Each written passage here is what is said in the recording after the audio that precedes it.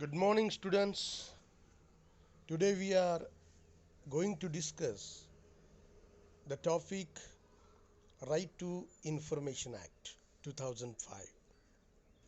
As you know that we are studying the laws which are relating to the business entities. One of the most important act of the recent time is Right to Information Act 2005. The act itself consists two most important rights which have been taken from the Indian Constitution, Article 14, Article 19, that you have a fundamental right that has been expressed in the Article 14, and you have what type of a right, that is the right to information, to get information, to seek information. That right has been enshrined in the Article 19 of the Indian Constitution. So, all citizens of this country shall have the right to information. It means they can seek the information from the government offices, semi government offices, or any body of persons or any organization which have been granted by the government of state or government of center, India. Now, what is the purpose of passing this act? What was in the minds of the government or in the minds of the parliaments or parliamentarians to pass these laws regarding the right to information? We have to seek the history, we have to see the developments of this behind this Right to Information Act. What was the condition before passing of this act? That is what we have to think, we have to see first of all. You know that for the purpose of the good governance, as you might have studied in the democracy, elections, and the good governance, which was the subject I taught in the first year students, to the class of first year students. In the same sense, in the same way, for the purpose of participation of the each and every individual in the process of the governance of this country, there must be some transparency needed. That people should know what is going on in the government, what is going on, or what is to be done by the public authorities, whether it is public servants, whether they are elected persons, representatives, MLA, MPs, whoever, whatever it may be, he may be, she may be, they may be, whoever, whatever in the form, whatever in the manner is the part and parcel of the government or the governance, then what they are doing, what they are acting, that must be made known to the common people, to the common citizens. And that is why a means a means has been given in the hands of the common person to know whatever is going on in the government. That is what called Right to Information Act or Right to Information. This right to information, it is a right, माहितीचा अधिकार. हा माहितीचा अधिकार ज्या देशातील सर्व नागरिकांना available आहे. एखादा व्यक्ती जर गव्हर्नमेंटबद्दल किंवा एखाद्या गव्हर्नमेंटनं निर्माण केलेल्या स्कीमबद्दल, उदाहरणार्थ रस्ते निर्मिती असेल, गटर्स निर्मिती असेल, हायजिनिकली सॅनिटेशन्सची निर्मिती असेल, किंवा गव्हर्नमेंटचं कोणतेही काम असेल, त्या कामासंदर्भात, त्या स्कीम्सच्या संदर्भात घेतलेला निर्णय असेल, त्या निर्णयाची छानबीन ज्याला आपण म्हणतो, चेकिंग ज्याला आपण म्हणतो, ते चेकिंग करण्याचं, ते स्क्रुटिनी करण्याचा अधिकार आणि त्या संदर्भातली माहिती घेण्याचा अधिकार हा कॉमन सिटिझन्सना किंवा सामान्य नागरिकांना प्राप्त झालेला आहे. या अधिकाराच्या वापरामुळे एखादा नागरिक किंवा एखादा ग्रुप ऑफ पर्सन्स ज्याला आपण म्हणतो, नागरिकांचा समूह, गव्हर्नमेंटमध्ये चालू असलेल्या एखाद्या कोणत्याही कृती संदर्भात माहिती मागू शकतो आणि त्या माहितीचा पडताळा करू शकतो. That is why it will be made easy or become easy for the citizens to participate in the governance of the country and definitely that will lead to the good governance of the country. There would not be a possibility of or chances of any type of a corruption or any type of a mischievous acts done by the or being done by the representatives or who the persons who are the part and parcels of the governance or government. Second purpose is accountability, to fix and accountability, to fix a liability upon the persons who are breaching, who are violating the laws, who are making corruptions, who are disables, who are disables in the form of who are making the service disables, who are not making the services reach to the poor persons, to the needy persons. These type of persons who are not clear mind people, who are not transparent, the some type of a fine, some type of a penalty must be imposed by fixing an accountability or liability upon these persons. Especially these type of persons are called officials of the government, because they try to implement the schemes which have been passed by the government or the ministry or the parliaments, whatever, whoever he may be, she may be, they may be. So that is why this act has been passed with the objectives in the mind, to be a transparent government and to impose accountability upon the people who are the part and parcel of the governance and who are responsible to act the schemes which have been passed by the government. This act came into force on 12th of October 2005. Now let us see to what is the scope of this act, to what factors, to what aspects, to what segments this act applies. All citizens, this act can be applied to all the citizens residing in the country of India, including the public servants, including the common peoples, and these people have the right to access information under the control of the public authorities. Keep in mind, the common people can access any type of the information regarding the scheme of the government, can access that information from the public authorities or the authorities which have been sanctioned, which have been aided by the government of India or any state. Now let us discuss what is made by public authority. The information can be sought by any person. For example, I can, if I feel that there is a gutters or there are some roads have been built up, erected, constructed, and the work is going on, so I want to know what type of material, what type of resin used in that constructing process of the road. म्हणजे एखादा road जर रोडचं निर्मिती होत असेल आपल्या समोर, आपल्या घरात, आपल्या गल्लीमध्ये, तर त्या रोडचं एस्टिमेट, त्यामध्ये किती डांबर, किती खडी, किती वाळू वापरलेले आहे, याची माहिती तुम्ही मागून घेऊ शकता. का माहिती मागून घेऊ शकताय, तर एखादा गव्हर्नमेंट ऑफिसर किंवा ज्या ऑफिसनं, ज्या पब्लिक अथॉरिटीनं हे कॉन्ट्रॅक्ट एखाद्या कॉन्ट्रॅक्टरला दिला असेल, तर तो contractor, whether he is fulfilling or whether he is complying all the necessary process and procedure and using all the materials useful or needed in the process of that construction, so that must be, whether it is used or not, for that purpose, to see that, to fulfill that purpose, you can file an application with the proper public authority. So public authority, got the meaning, I think. I hope so. What is the meaning of public authority? So public authority means any authority, whether he is a person or a body of persons constituted by the constitution, parliament, or a state government, state legislature, or the government, or by the government notification. So any body of the persons, any persons, for example, police, it is a public authority. For example, a hospital, government hospital, it is a public authority. For example, a government department, it is a public authority. Municipal corporation, it is a public authority. Even a gram panchayat, it is called a public authority. So from gram panchayat to the parliament, from the secretariat of the ministry to the Karkun of the gram panchayat or clerk of the gram panchayat can be called a public authority. So this we have seen the definition, we have known the definition of the public authority at the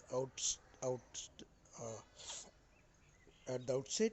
Now actually the meanings, I will discuss later on also.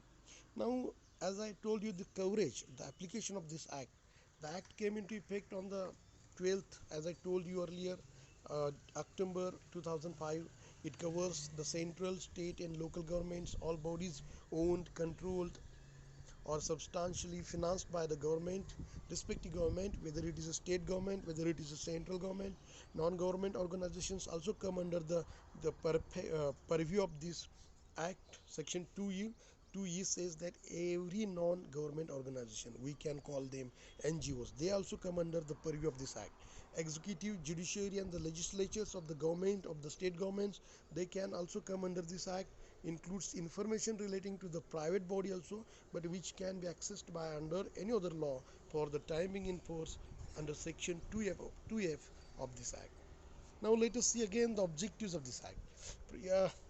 This act provides a legal framework of citizens' democratic right.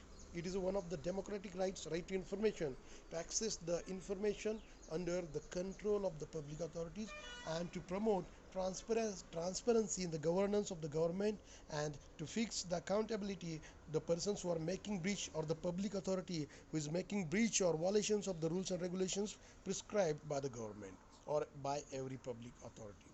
Now let us see again one by one the objectives of the RTI. You will get to know very easily that, first of all, to empower the citizens, to create the knowledge regarding the what type of right available to the citizens, because many of us don't know what type of right is available to us, is made known to us, that is the right to information, what we can do by using this right to information. So we don't know. That is why, to empower the citizens, to promote, to make awareness regarding the right to information, to promote the transparency, to accountability fixing in the working of the government and the public authority. It contains the corruption, so corruption that must be prevented, curbed, make our democracy work for the people in the real sense. Informed citizens, as I told you, and to keep necessary vigil, check on the instruments of the governance. So these are the main objectives of the act, we can say. Now what is the need for passing of this act? Let us discuss it one by one. Because you know that it helps to promote uh, openness, transparency, and accountability in the working of every public authority, and that leads to the good governance. That is why this act passed, and that is why that's the need of the present society, present condition, present time, and that is why we feel that it is one of the need requirement behind passing of this act. Second is, it will definitely help to reduce corruption and bring a transparency in the public and general public relation, public authority and general public between them, prevent administrative indifferences and arbitrariness of any department of executive body of the government, bridging the gap between the providers and the recipients of the public services, make citizens part of the decision making. As I told you, that citizens, by knowing the facts of that construction of that road or any government scheme, they are indirectly participating in the governance of the country, and that is why that will act as a check on the, or vigil on that government authorities, make administrative responsible, and strengthen the foundations of the democracy is the last and ultimate goal of the passing of this act. Because if you know your rights, right to information, your freedoms, thereafter you can use it freely against the arbitrariness of the government, and you can indirectly participate in the governance of the country. And that is why if each and every individual becomes known to the their rights, then automatically that will definitely lead to strengthen the fundamentals or the foundations of the democracy.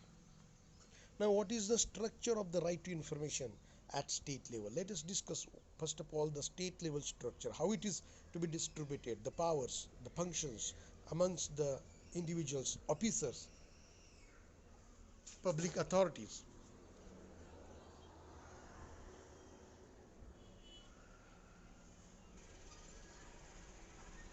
So at the state level, there are two officers appointed: state public information officers and state assistant public information officers, as far as the state government is concerned. So these two authorities have been appointed for the purpose of complying all the necessary applications or the submitted applications to under Right to Information Act to them. Thereafter, at organization level, for example, organization means, for example, our college, it is an trust, it is an NGO, so that is why they are taking the grant from the government. So this college also will come under the purview of Right to Information Act. So it is an organization. Now at the level of organization, how the structure have been done, let us see. Now, so there is a, first of all, a public information officer is to be appointed. Thereafter, assistant public officer, information officers, APIOs, have been or must be appointed. It is not a must. If organization is a very small organization, then only the PIO, public information officer, is relevant and to be appointed. Thereafter, appellate authority in public authority must be appointed. Appellate authority means, suppose any grievance is made, suppose I have made an application to the public information officer. Now if I am not satisfied with the reply, with the answer he has given to me to my application, suppose for example I am seeking any information and he has given me, furnished me any information, but which is not, I'm not satisfied with that information, there are some mistakes, I think so, so I should have an opportunity to file an appeal against that answer, against that reply of that public information officer to the appellate authority, means to the appellate means hierarchical virtue authority. So that is why the public information officer, if necessary assistant public information officer, and there must be a compulsory appellate authority that must be appointed under this act. Now let us see what is the significance of the RTI Act. Now we can draw some of the significance, most of the important significance from the need and objectives we have studied. What is the significance? What will help? How the act will help to common people, common persons, in what way? So let us discuss. First of all, the RT Act empowers the citizens to ask questions to the secrecy and the about the secrecy and the about the governance, about the power to the which have been practiced in the government by the public authority. So public can ask questions. Now second is, it is through the information commissions at the central and the state levels that access to such information is provided. RTI information can be regarded as a public good, and that is why it is relevant to the interests of the citizens and is a very crucial and important pillar for the functioning of the transparent and the vibrant government and democracy. The information obtained not only helps in making government accountable but also useful for other purposes which would serve the overall interests of the society. Every year, around 6 million applications are filed under the RTI Act, making it the most extensively used sunshine legislations globally. The access to information about policies, decisions, and actions of the government that affect the lives of the citizens is an instrument to ensure accountability. The Supreme Court has in several judgments held that the RTI, or in short, right to information, is a fundamental right flowing from the Article 19 and Article 21 from the Constitution which guarantees to each and every citizen the freedom of speech and expression and the right to life respectively. These applications, so we are discussing the significance, why this significance, this act is important. So one of the most important aspect is that these applications for getting information, seeking information on the range of issues, various issues, from holding the government accountable for the delivery of basic rights and protection of the human rights, fundamental rights, and entitlements, to questioning the highest offices of the country. That is the most important right that you as a simple common person, you can ask the president, you can ask the prime minister office also about the projects, about the schemes relating to the government and good governance. So Using the Rti Act, people have sought information of various kind, of various sectors, of various segments, of various departments that governments would not like to reveal, as it may expose corruption, human rights violations, and wrongdoings by the state. Now, what kind of right is this right to information? So, right to information includes what type of principles, what type of factors. First of all, one person can make an application of right to under right to information to any public authority.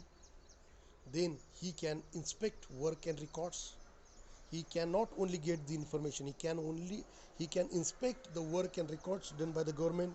He can check the work, the documents.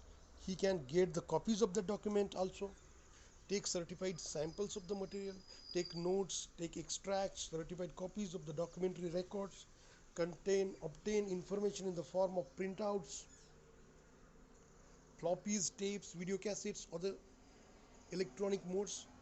So these are the principles, these are the factors covered under the right to information.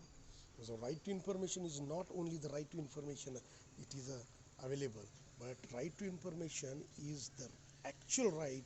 You can use it, you can utilize it against the public authority for the purpose of getting information. What does information means?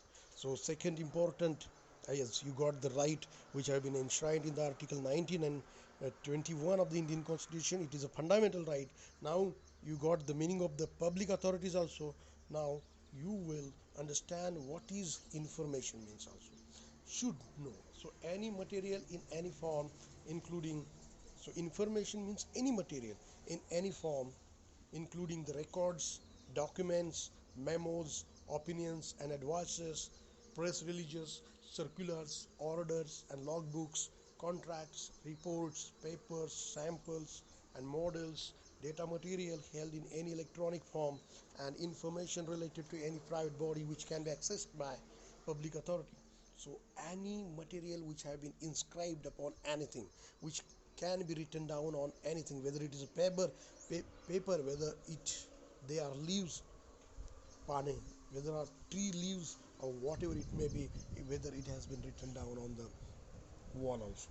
So records, documents, memos, opinions and advices written down, published by the authorities, press releases, circulars, orders, logbooks, contracts, reports, government contracts, reports, papers, samples, models, data material, design held in any electronic form, and information related to any private body which can be accessed or assessed by the public authority. So you can have not power authority to get any individual's information, any private body's information, but if that private body has been assessed by the government of India or the government of any state, then you can get the information from that private organization also. For example, if there is an NGO, suppose there is a Ganesh Mandal has been established by you people, and you yearly you celebrate some festivals, and you get some contributions. So under these points you get some contributions, and so you get money, so that must be accountable. So I can file an application to the Ganesh Mandal, and I can seek information relating to the expenses, relating to the audits, relating to the accounts, relating to the balance of that money you have contributed, you have taken as a contribution from the public. So that is why the private bodies also come under this purview if they are private bodies are assessed, or private organizations are assessed by the government. Now let us see what is record. Record means what? So record includes any document, manuscript and file.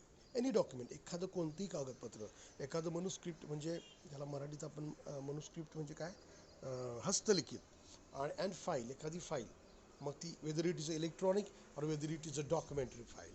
So any microfilm, any microfiche, any facsimile, email copy of a document, any reproduction of an image, or image embedded, any photo, any video, any recordings, audio recordings, video recordings in such microfilm, or in even memory cards, pen drives, and any other material produced by a computer or any other device in any type of these electronic or a documentary evidences. So these are called records, electronic records and the documentary records. If the information has been given or written down in the papers, documents, so we can call it a documentary records. And the information, if you store it in pen drives or microfilms or any CDs, any computer electronically mechanized devices, then you it can be called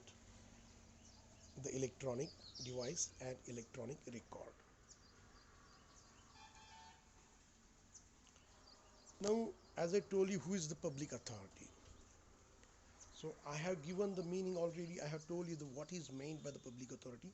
So public authority means any authority or body or any institution established or constituted by the government, by the constitution, by the parliament, by the state legislatures, or by notification which have been issued or ordered by the appropriate government, and includes any body owned, controlled, or substantially financed, or any non-government organizations substantially financed by the government of India or government of any state.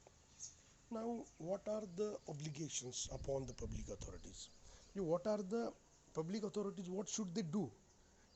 What should they give to the public under this act? What should they act? How should they act?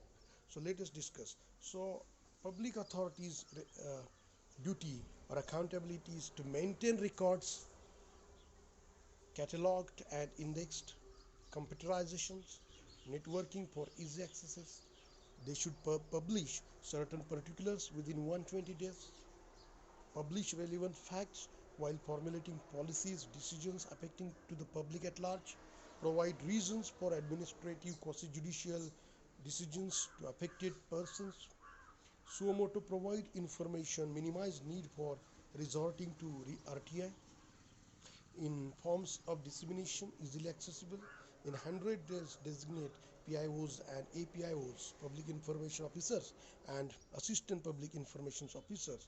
So information should be given freely or at cost of a very medium prices only.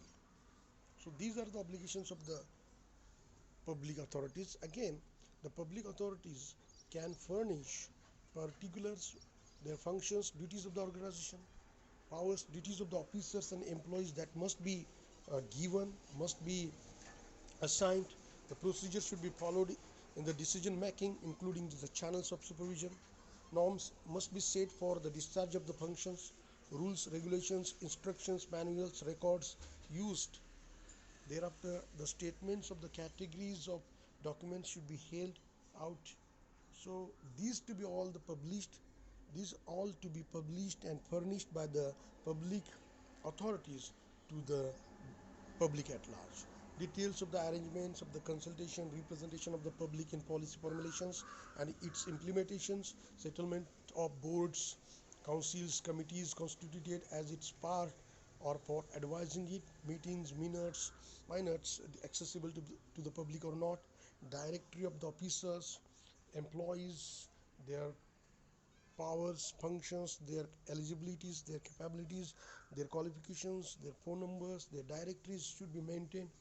Monthly remunerations, budgets, plans, proposed expenditures, particulars of the concessions, facilities available for obtaining information, name, designation, particulars of the PIO, that all must be published by the public authorities. So it is the duty or the mandatory duty of the accountability of the public authority. Now what is the mandatory disclosure of information by the authority? So the rules, regulations, instructions, manuals and records that must be followed by the employees, that must be rendered, that must be given to the public persons on their demand.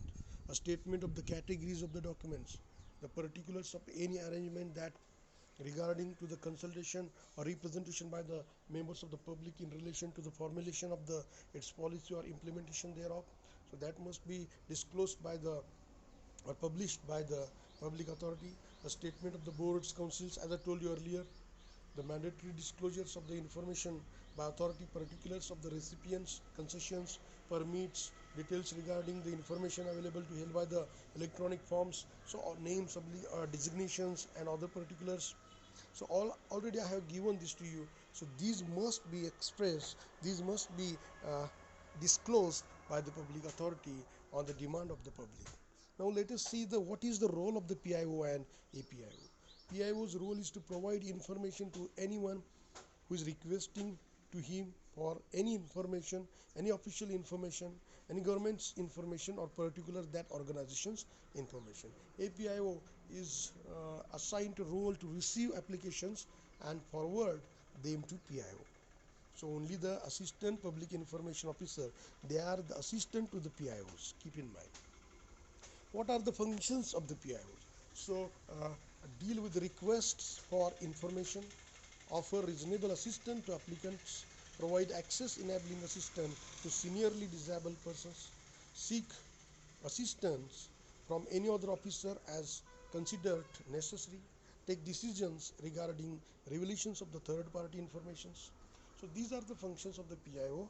He has to follow at the time of or during the assigning or submission or furnishing the information to the public at large.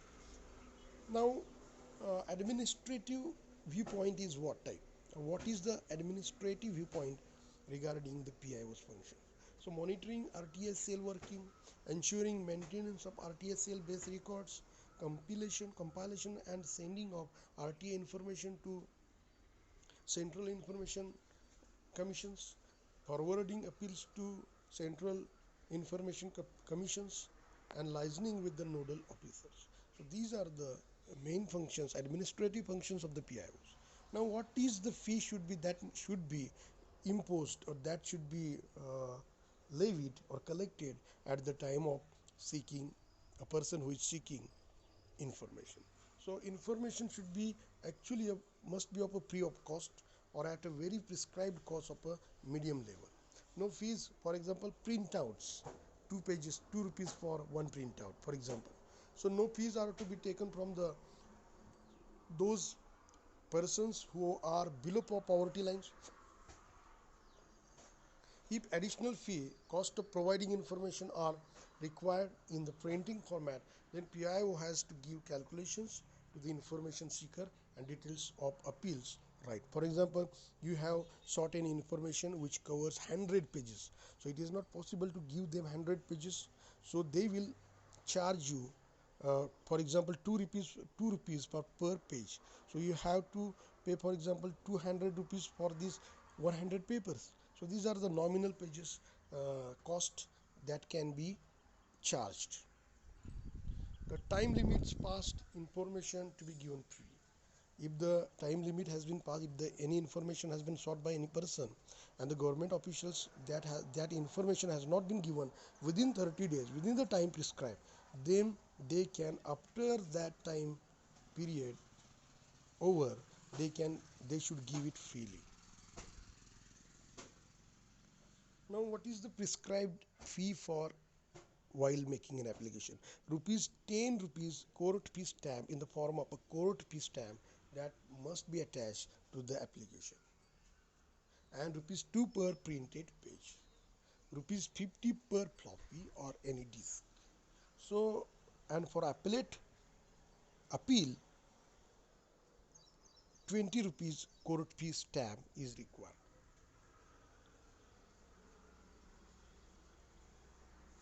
So as I told you, if you are seeking an information regarding the public offices, government offices, then you have to make an application to the PIO of that particular organization or particular government office. So you know that process already I have given you. Now, what is the time limit has been given to the public authority to dispose of the applications that has been sent to them?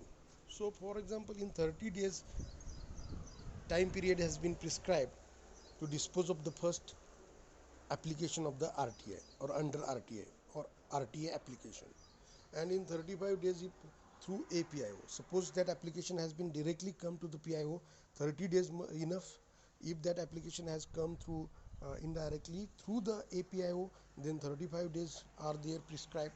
If that application has been done and seeking any information which is relating to the life and liberty at stake of any person, any body of persons, then that information must be assigned, must be given within the 48 hours of the after reaching the application to them. If redirected in 5 days, if not given in time, then it is deemed by refused. Your application has been refused. So you can go to the appellate authority. Suppose you have made an application and the other person, next party, the public authority has not given, has not furnished any information, then it can be deemed that information has been refused, and you can file an application or appeal to the appellate body of the PIO.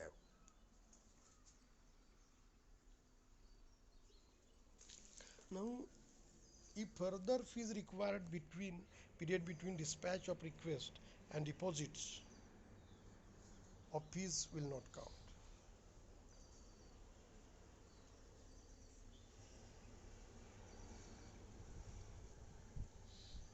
If any application has been rejected by the public authority, then reasons for rejection must be mentioned in that reply letter.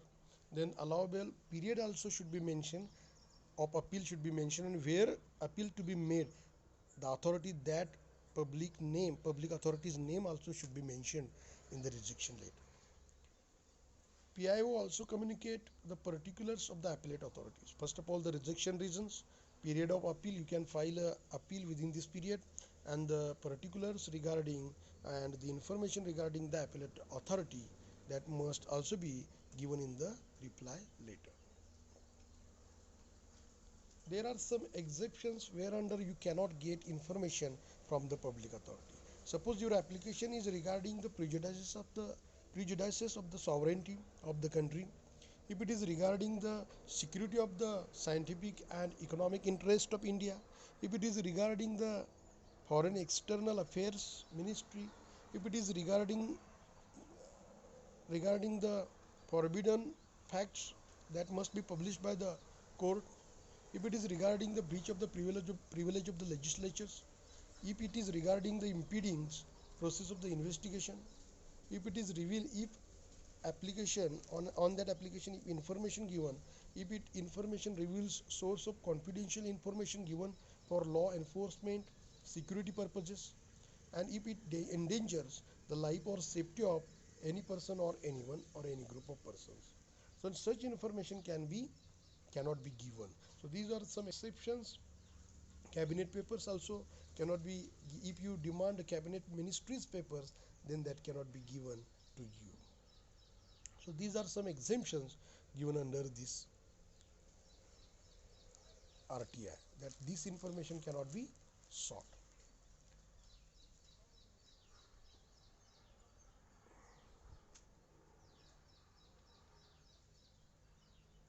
Also, some of the provisions has been mentioned that information which cannot be denied to the parliament, state legislatures, cannot be denied to anyone. If public interest outweighs harm to protected interest, public authority can allow disclosures.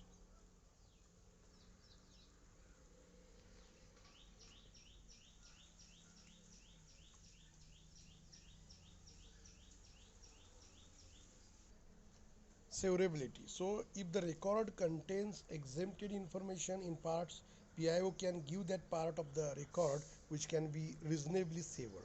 Notice has to be given to applicant stating that information is only part, reasons for the decisions, who gave the decisions, details of the fees, details of the right to review, including the designation of the appellate authority. So this information regarding that severance of that particular part of that information, including all of this, must be furnished by the public authority to the citizens.